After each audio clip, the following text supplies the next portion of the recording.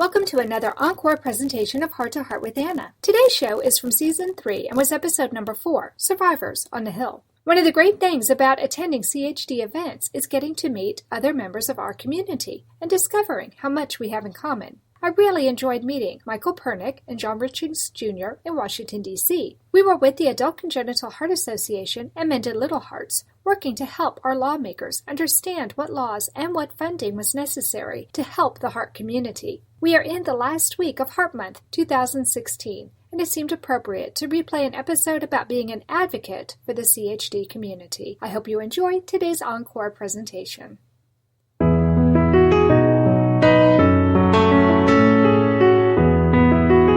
Welcome to Heart with Anna, featuring your host, Anna Jaworski. Our program is a program designed to empower the CHD or Congenital Heart Defect community. Our program may also help families who have children who are chronically ill by bringing information and encouragement to you in order to become an advocate for your community. Now, here is Anna Jaworski. Welcome to the third season of Heart to Heart with Anna, a show for the Congenital Heart Defect community. Our purpose is to empower members of our community with resources, support, and advocacy information. Today we will be talking with two adult congenital heart defect survivors who have decided to spend some of their time lobbying on the Hill, which means in Washington, D.C., where our lawmakers gather to make decisions about what laws to pass. Not all lobbying is done in Washington, D.C. Lobbying can occur just about anywhere. In your local town, with your own local decision makers, in the hospitals that treat our children with congenital heart defects. And for those of us in the United States, it can occur at the state level as well. Why would you lobby decision makers? According to Community Toolbox, there are 5 reasons. 1, because you have a point of view and you think it is correct. 2, because some other decision maker, and not you, has the power to turn that point of view into policy and make it a reality. 3, because you believe that that decision maker is not as well informed as you on this particular issue. 4, because you also believe that if you advise that decision maker effectively, it will increase the chances that he or she will decide in your favor. And 5, because you believe that if the right decision is made, both you and the community will benefit. Those are the 5 reasons why you might lobby decision makers. There are a number of ways that you can lobby decision makers, from writing letters or emails to doing what our guests have done, actually going to the place where decision makers work and talking to them there. Why is it important for the congenital heart defect community or CHD community to lobby our lawmakers? I think the biggest reason why is because CHDs are the number 1 birth defect, and yet research to cure or prevent CHDs is horribly underfunded. Our population is underserved by the people we vote into office. Many of these people are good people. Some have even been touched by CHDs, but because CHDs are a hidden birth defect, it's easy to overlook. By lobbying, especially in an organized group, we can make a powerful statement which can change laws, provide funding for research, and ultimately save lives. This is why our topic today, ACHDers on the Hill, is so important. To discuss this topic today are CHD survivors, Michael Pernick and John Ritchings Jr. Michael Pernick, 26 years of age, was born with tetralogy of Fallot and has had 3 surgeries, most recently a valve replacement in 2011. Several months after his valve repair, he was hospitalized with an infection in his heart, and while recovering, learned about Adult Congenital Heart Association, or the ACHA, and began to get involved in the community. Today, Michael is a heart-to-heart ambassador with ACHA, and he also writes for the ACHA blog and participates in the annual Congenital Heart Lobby Day. Michael grew up on Long Island and spent several years managing political campaigns and issue advocacy campaigns in New York, Connecticut, and Boston. He is currently in his final year of law school at New York University and looks forward to continuing to put his political and legal background to good use, supporting the congenital heart defect community. Welcome to Heart with Anna, Michael. Thanks so much for having me. Well, I'm so happy that you are here and able to talk to us today. I know how busy you are, so thank you for making time in your schedule to talk with us. Of course, it's a real privilege to be here, and I'm really excited to get to have a good conversation about CHD advocacy. Me too. First of all, I want to know, what is a heart-to-heart ambassador? Sure. Well, a heart-to-heart ambassador is trained to provide peer support and peer education to other people with CHDs. We're matched with people, often folks who might share our condition or might have something in common with us, and we provide emotional support, and we serve as someone to talk to or become pen pals with. Now, we don't provide medical advice, but we are a sounding board, and we are somebody that they can go to when they're going through an operation or recovering, and provide some much-needed emotional support for folks. We are trained. There's an intensive training program for all new ambassadors, and we have monthly check-ins and regular discussion about the people that we work with and speak with. And we also serve as spokespeople about CHDs, really try and spread the word about the importance of having the right lifelong care. I'm sure that you know that only about 10% of adults with CHDs are seeing the right doctor, or seeing specialists who treats adults in particular with CHDs. And many people, they age out of the pediatric system and then they get lost in the mix. So our role, I think, is really important, not only to provide support to individuals, but to also spread awareness about the importance of seeing the right doctor and taking care of yourself throughout your entire life.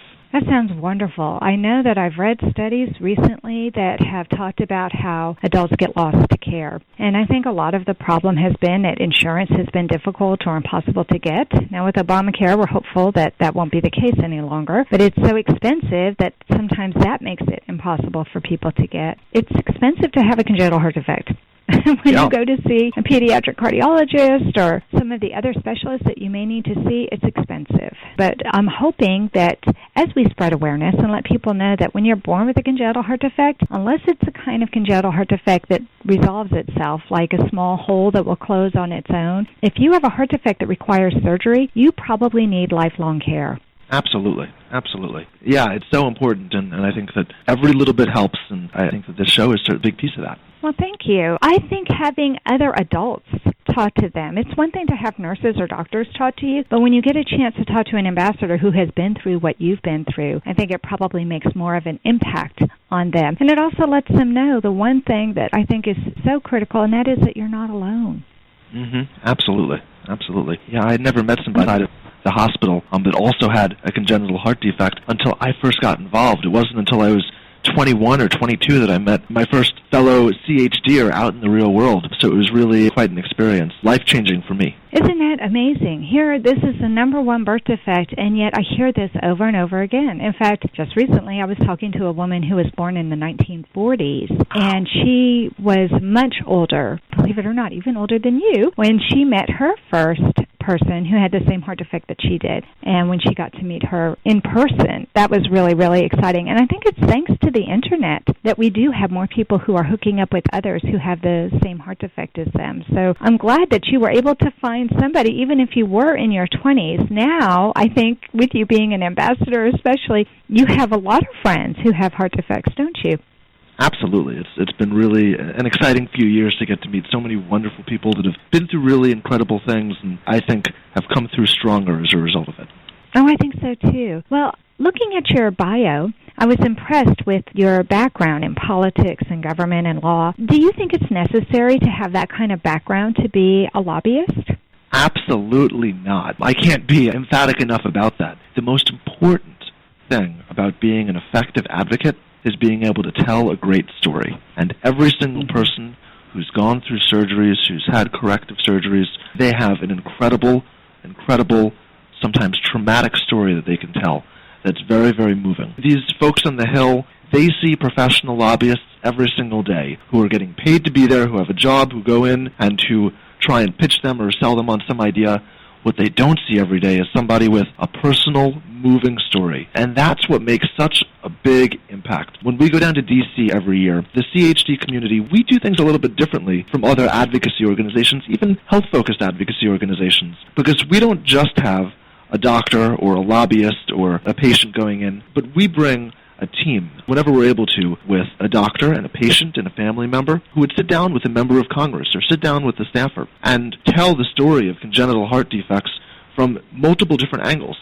And when you have the doctor explain the medical background and how the science has progressed and how there's now more people living into adulthood, but we don't have the resources to track them and to understand what's happening. And then you hear from a child or from an adult or from a parent who had a child that suffered from a CHD and tell their story. Just the contrast and having the multiple perspectives, is so, so important. And as somebody with a background in this stuff, I know it works. And that's why I'm so passionate about it, because I know that it works. And when you have a real story, that's the thing that the staffer goes back and talks to the member of Congress about. That's the thing that the member of Congress, when they're having their caucus meeting, brings up and says, this needs to be a priority when we're determining how to dole out funds or what our priorities will be for the next big law that we're going to pass. So it works. And what's most important is that we have real people telling real stories, and that's something that everybody that's a part of this community can absolutely do.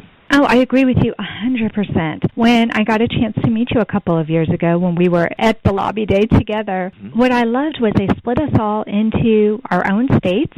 Everybody went and sat with other people from their state or neighboring states, and then we went and talked specifically to our lawmakers from our states. And I think that was very effective. And I took my older son, who does not have a congenital heart defect, but his story is an important story to hear as well. And so he told what it was like to be the sibling of a child with a congenital heart defect. And I think that the staffer that we talked to was very moved by Joey's story. So I think you're right. I think all of us who are members of the congenital heart defect community, whether we're doctors, nurses, techs, parents, grandparents, siblings, and especially the adults themselves, and even the kids themselves, we all have stories to share. And I think you're right, because the stories come from the heart, no pun intended, I think it makes more of an impact than these people who are paid to be lobbyists. So I agree with you 100%. So tell me, when was the first CHD lobby day that you participated in, and how did it make you feel?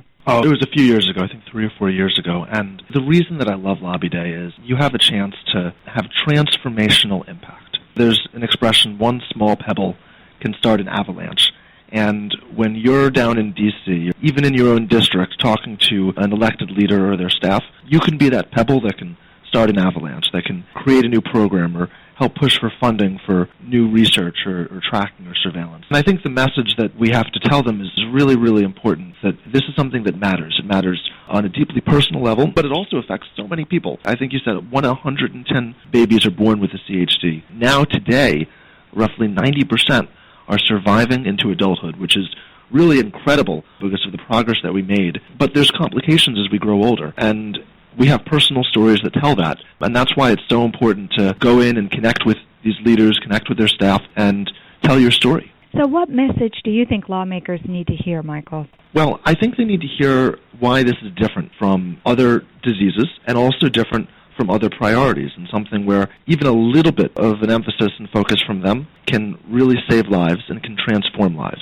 We're in a new age when it comes to CHDs, because now the vast majority, as I said, are surviving into adulthood. For the first time, we have more adults living with CHDs than children. And the progress that we've made for pediatric care is truly incredible, but we have some catching up to do when it comes to supporting those children as they go through puberty, as they hit adolescence, as they become adults, because that's where we really have had a lack of advocacy, a lack of support, a lack of research, a lack of tracking and surveillance. We have estimates that there are right now 2 to 3 million Americans living with a CHD. But we don't really know if the number is 2 million or 3 million or somewhere in the middle, because we haven't been tracking people as they get older. And it's not only the number, but it's knowing what happens as they age. What are the common complications? What are the common issues that people face? And getting that information is so important and something that our leaders can really, really play a critical role in, because they're in a position to fund and create programs to track people across the country. So that's the message that I think is really important. Funding for more research, funding for more awareness programs, really, really important. And that's something that we are all uniquely able to do because we have such important personal stories that we can tell. That's wonderful. That's absolutely on target. Why don't you tell me what advice you would give to others who are in the CHD community who have never taken part in a lobby day and maybe are nervous about telling their story? What advice would you give them about actually getting involved like you have? Sure. Well, I think that it's no different than sitting down with a friend, sitting down with an acquaintance and telling them what happened to you. And then you need to take that personal story that you can share with somebody and connect it to something that matters. I think that the best conversation with an elected official or a staffer really has two parts. One is to make it personal and tell your story, and two, to have specific asks.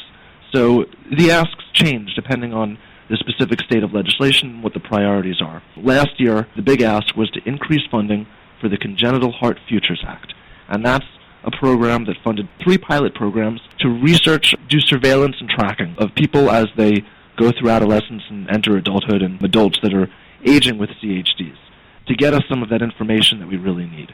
And I think that folks that have never done this before, it sounds scary. I mean, it sounds really scary that you're going to be sitting down with important people that will be making important decisions, but they're no different than us. And they're just looking to learn and get some information that can help them go do their job, and we're providing them with a really, really valuable resource when we give them that information that they need. So I think the most important thing to remember is just be relaxed, be calm, and know that having a really good conversation can be really impactful. There's tremendous resources, and if you come to Lobby Day, there'll be extensive trainings. We'll do practice simulations before we go, so you can practice telling your story and practice going through the talking points. So it's not like you'll be going in cold. And if you want to see some of the issues that we've dealt with, there's an advocacy toolkit available on the ACHA website that talks about some of the big legislative priorities. So I think it's something that everybody can do and everybody should do. And it might sound scary at first, but after you do it once, you'll know that it's easy and fun and a really great way to make an impact in a very broad manner. I agree with you, and I think what you said is so important. You aren't going in alone. You aren't going in unprepared. I like the way that you described that, and also we do practice with one another. We do go through some training so that you don't feel unprepared when you actually do go meet with the staffer or with the lawmaker himself or herself. Thank you, Michael. You just explained everything, and you actually made it sound fun and easy. Happy to help. Well, we're going to take a quick commercial break, but don't leave yet, because up next we will have another adult congenital heart defect survivor who has also been an advocate for the CHD community. Find out what he's done and what he still hopes to do when we return to Heart with Anna. Anna Jaworski has written several books to empower the congenital heart defect, or CHD, community. These books can be found at Amazon.com or at her website, www.babyheartspress.com. Her bestseller is The Heart of a Mother, an anthology of stories written by women for women in the CHD community. Anna's other books, My Brother Needs an Operation, The Heart of a Father, and Hypoplastic Left Heart Syndrome, a handbook for parents, will help you understand that you are not alone. Visit babyheartspress.com to find out more. Welcome back to our show, Heart to Heart with Anna, a show for the congenital heart defect community. Today we are talking with CHD survivors Michael Pernick and John Ritchings Jr. John Ritchings Jr. is a 43-year-old father who was born with pulmonary atresia and a hypoplastic right ventricle. He has had 3 open heart surgeries, the last one ending a decade of living in right heart failure. John lives with an implantable cardioverter defibrillator, or ICD, to control ventricular tachycardia, and he is 100% paced. He currently lives with no restrictions and enjoys spending his free time hiking, kayaking, and playing in 2 ukulele groups. John worked for 20 years in retail. After his last surgery in 2012, he decided to switch gears and go back to school full-time. With a lifetime of experience advocating for himself, he hopes one day to become a patient advocate to help other people navigating the medical community. He currently writes a bi-monthly blog for the ACHA, or the Adult Congenital Heart Association. Welcome to Heart with Anna, John. Thank you. It's a pleasure to be here, Anna. Well, it's a pleasure to have you back. For those of you who are loyal Heart with Anna listeners, you may remember that I had John on a show in our first season. So I'm happy to have you back in Season 3, John. Thank you. I enjoyed the first time, and I'm sure I'll enjoy this one as well. I know. This time we get to be together with Michael, and all 3 of us were in Washington, D.C. at the same time a couple of years ago. So I thought it would be fun for us all to be together today. And I forgot to mention in my opening, today in the United States is Election Day. So how appropriate for us to be talking about lobbying Congress when this show is being broadcast on Election Day. It seems perfect. Yeah. Well, John, it looks like you've had to be an advocate for yourself for a long time, and I was wondering what the first time was when you attended Congenital Heart Defect Lobby Day or some kind of awareness day for congenital heart defects, and why you got involved. Well, the first time I attended was a couple of years ago when I met you and Michael. That was the first time I ever went, and it was about 6 months after my last surgery. And I went because in the period before my surgery, I'd become more involved with the CHD community, and I felt it was important to get out there and just to make sure that people knew about CHD and knew some of the facts about it. And so I thought I should go out and at least participate and get the word out, basically. Well, I know that before I met you in Washington, D.C., you and I were Facebook friends, and so we were part of the CHD community online, especially on Facebook. Is that what helped to get you more involved in the CHD community? Yeah, like Michael, for most of my life, I'd met a few people with CHD, but I was not really part of the CHD community or didn't feel that I belonged to a particular community. So for me, finding an adult congenital Facebook group and meeting all these people online and then through that group meeting other people in other groups, for me, I didn't really realize until later on in my life that there's a huge population of people out there that have congenital heart defect, and some of them are worse off than me, some of them are better off than me, but we all share similar stories and similar feelings and have gone through similar things, and it's kind of nice to have somebody that you can talk to that understands those feelings and what's been going on. And so, yeah, becoming part of the CHD community, and that's why I went down to Advocacy Day. I felt like I needed to participate and speak up for all these people that legislators don't really know about. Right, it's part of the population that doesn't really get heard very often. And so Advocacy Day is a perfect time to go and speak to them and let them know, hey, we're here. We vote. There's a lot of us, and you need to take care of us if you want us to vote for you, kind of thing. Right. Well, because they work for us, but they won't be working for us unless we tell them what we want them to do. Exactly. Exactly. They need to know what's important to their constituents, and by us going and sharing our stories, then we can have a chance to make a difference and to make the impact like what Michael was talking about. When you and I met, and Michael, at the ACHD Lobby Day, we did practice telling our stories and writing our stories, and we likened it to having elevator speeches, because you never know when you're walking around in Washington, D.C., where you're going to meet somebody, and you might only have a minute or two to tell your story. And yet, in just a minute, you can make a really strong impression on somebody. So I was wondering what advice you could give to other ACHDers regarding creating their own elevator speech. All right, so an elevator speech is basically a shortened version of your story, 1 to 3 minutes, depending on the situation. What I found helpful when I've done it is to sit down and just write your story out, like you would tell somebody, and then go over and pick out the highlights and get rid of all the technical jargon and the acronyms and all the stuff that we as CHDers, when we're communicating with each other, we use that stuff because we all understand it. But somebody who has no idea what CHD is, they're not going to understand what PA means or TOF or, HLHS, or they don't understand those acronyms, and they may not even understand basic medical jargon. So you have to get rid of that jargon and then pick the highlights. You can't go into a lot of detail. You pick out the highlights. I've had this many surgeries. My last surgery was 2 years ago or on this date, and you have to pick out the highlights, and then essentially you build your story around that, and you make it a quick, conversational sounding, this is what's happened to me, and then your story. So that's what I did. I wrote it out, and then I picked out the highlights, put them down, and then kind of built around those. That sounds good. That sounds like good advice. I was wondering if you could tell me other ways that you have been an advocate in the CHD community, because I read in your bio that you also write a blog for the ACHA. So can you tell us a little bit about other ways that you have been an advocate for the congenital heart defect community? Well, besides ACHA and the blog that I write for them and the Advocacy Day, you can always write your senators and representatives.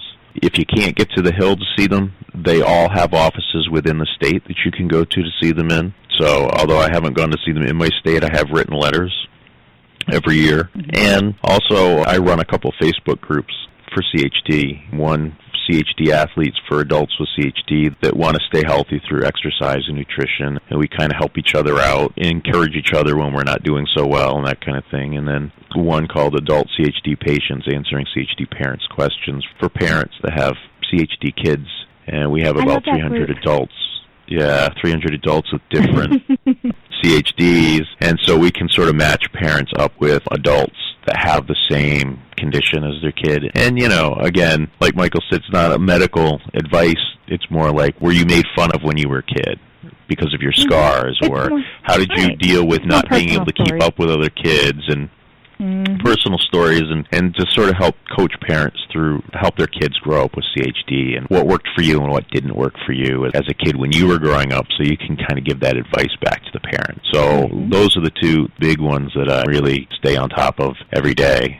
Right, and what I love about that is a form of advocacy. It's not just about writing letters to your congressman or going and visiting them in person. It's about empowering, through education, everybody who's a member of the community and informing those parents what it was like for you as a kid, what they can expect for their own children, how they can help their children to be empowered so they can stand up for themselves or so they can deal with whatever situation they're having to deal with.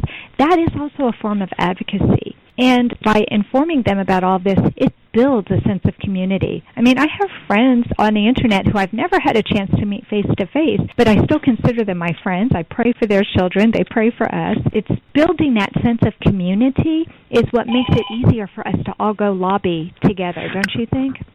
Yeah, well, what I like about it is I feel like I'm giving some of these parents hope. And some of the people that join our group are people that are 6 months pregnant and they found out their child has a CHD, or 8 months. So their child hasn't even been born yet. And they've been told that their child has a CHD, which just goes to the credit of our science that we can find that stuff out now and be prepared for it when the child comes, as opposed to having it be a surprise. Right. I'm able to give parents hope that their children can grow up and live full lives. Right. That's what we hope for all of our children. And I think that groups like yours do that very thing that you're hoping that you do. I do think you provide hope, encouragement, education. You're doing so much for those families. And we do build a sense of community. So when we go on the Hill, we have friends. You're not going with a bunch of strangers. You're going with people that you've probably talked to before, or if not, it doesn't take long to become friends once you're sitting there working on your stories together and helping each other out. Well, thank you so much. I loved everything that you said that you're doing, and I need to take a quick commercial break, but don't leave, because when we come back, we'll have John and Michael and myself all in the studio together, and we'll see what parting words of advice these gentlemen have for us when we return to Heart with Anna. Anna Jaworski has spoken around the world at congenital heart defect events, and she is available as a keynote or guest speaker for your event. Go to hearttoheartwithanna.com to learn more about booking Anna for your event. You can also find out more about the radio program, keep up to date with CHD resources and information about advocacy groups, as well as read Anna's weekly blog. Anna wants you to stay well connected and participate in the CHD community. Visit hearttoheartwithanna.com today. Welcome back to our show, Heart to Heart with Anna, a show for the congenital heart defect community. Today we are talking with CHD survivors, Michael Pernick and John Ritchings Jr. And I want to thank both of my guests, Michael and John. You guys have been awesome. I love what you have shared. I think you have empowered members of our community who are listening to our show and given them some really concrete ways that they can turn their own stories into advocacy moments and into moments where they can reach out to other people and help make a change in their world. So thank you, John and Michael. Oh, you're welcome, Anna. Well, these topics are really, really important, and one of the reasons they're so important is what Michael and John have been talking about, how we do have a large community out there, and we don't have enough money to do all the things that we need to do. I love how Michael was even able to articulate some of the different issues that we have brought before our lawmakers, and that's what I'd like to talk about right now with these two gentlemen is what law or topic do you think is most important for us to address right now with our lawmakers, and how do we go about doing it? And Michael, I'll start with you.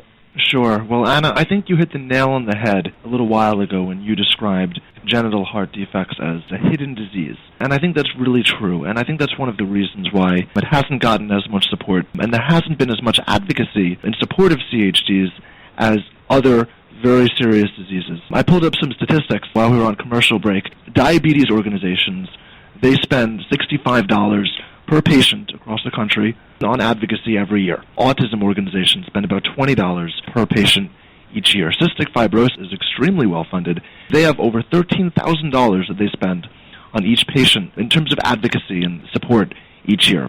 CHDs, $1.65 each year. And I think there's a lot of reasons for this unbelievable, I think there's a lot of reasons for this unbelievable differential. Part of it is because it's new. 30 years ago, people weren't surviving into adulthood. There weren't many, many adults across the country, millions across the country, that were living with CHDs. So it's really amazing that we've come as far as we have, even in the last decade or so, and we've had the victories that we have, and we know that advocacy works. It's because of the people that have gone down to D.C. for the last 5 years that we were able to get the Congenital Heart Futures Act passed as part of the Obamacare reform. And what's even more incredible is we were able to increase the funding levels even while the rest of the government was cutting funding and going through what's called an era of austerity, where they're cutting back on spending. We were able to increase the funding to the Congenital Heart Futures Act, but it's still just a drop in the bucket. And I want to reemphasize something that John just mentioned. It's really easy, and you don't have to come to D.C. We'll be having the next lobby day on February 25th and 26th, 2015, and if you're interested, you should go to the ACHA website and sign up as a member.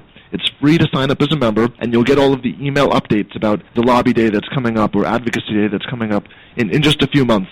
But if you can't make it to D.C., there's going to be an office for your member of Congress in your district, just a few miles from where you live, everywhere in the country. And it's so easy to give them a call, say you'd like to talk to them about congenital heart defects, and set up a time to go in or talk to them over the phone about your story. And that's such an easy step that you can take to have that personal touch, to really have an impact. And we know it works, we know it makes a difference, and it's something that I really hope everybody gets involved with. That's great. And John? I think we need to keep pushing for the Heart Futures Act. I think it's basically tracking it. What's happened in the past is kids were born with a congenital heart defect. They were tracked until they reached 18. At that point, tracking stopped. They stopped going to their pediatric cardiologist. They were, quote, unquote, fixed, which we know now is not true. You're not fixed. It's not 100%. You probably will have complications later on down the road, and you need to be followed and managed. And so the Heart Futures Act lets that happen. So now, once you become 18, you're no longer lost. You continue to be tracked. Hopefully, most of our adult congenital heart doctors now are pediatric cardiologists that are now seeing adults. So a lot of times you could even stay in the same program that you were in. When you reach 18, you stay in the same program, and they continue to see you in the office throughout. And now they have a new specialty they put into place a couple years ago for adult congenital heart physicians, so you'll actually be able to see an adult congenital cardiologist, and hopefully we'll see some training for that. But what it's going to allow us to do is basically track these people and see what kinds of issues they have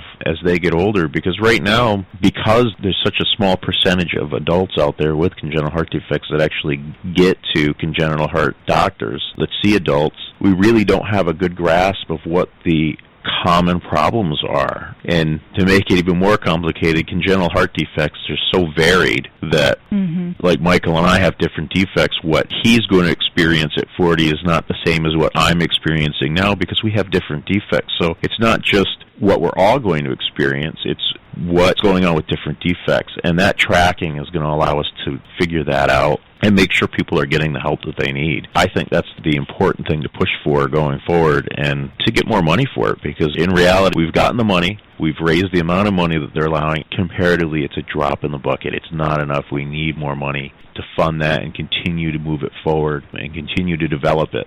So, like Michael said, you can go to the ACHA website. They have a toolkit for advocacy. They'll tell you what they're pushing for, and you can add that into a letter to your congressman or senator. You can go visit them at their office if you can't make it to Advocacy Day. Although I will tell you, if you go to Advocacy Day, you're going to have an absolute blast. People get nervous and they think, but it is so much fun. It's not just fun going, I mean, it's fun going to talk to the senators and everything, but just to meet people like you and I, Anna, where we had known each other through the internet, but we'd never met. To get to meet them face to face and sit down and have a conversation that's not obstructed by that computer screen. It's just wonderful, and it's a great experience. It's really something you should do at least once. If your life has been touched by CHD, you should do it at least once in your life. Yeah, I agree. And both you and I went. I can't wait to go back. I wasn't able to go this last year, but I now have the date on my calendar because Michael gave it to us on the air. So thank you for doing that, Michael. And I hope that I will see both of you gentlemen there. I'll be there. I'm looking forward to it. Gentlemen, you were amazing, and I can't believe we're out of time already, but we are, so that concludes this episode of Heart to Heart with Anna. Thank you for listening today. Please come back next week on Tuesday at noon Eastern Time for a brand new episode. During the month of February, also known as Heart Month, Heart to Heart with Anna will broadcast a show every day. On Tuesdays, we'll have a brand new show featuring our theme for Season 7, Congenital Heart Defects Around the Globe. The other days will be Encore presentations with a brand new intro. If you'd like to know what shows will be featured, you can check out our website at www.hearttoheartwithanna.com. Please find and like us on Facebook. Check out our Cafe Press Boutique. Revenue from the Cafe Press Boutique helps to defray the cost of this radio show. Follow our radio show on Blog Talk Radio and especially on Spreaker. Once we get to 100 followers on Spreaker, we can petition iHeartRadio to carry our show, and then people can listen to Heart with Anna in their cars. Thanks again for listening. We know that congenital heart defects touch people all over the globe. So remember, my friends, you are not alone.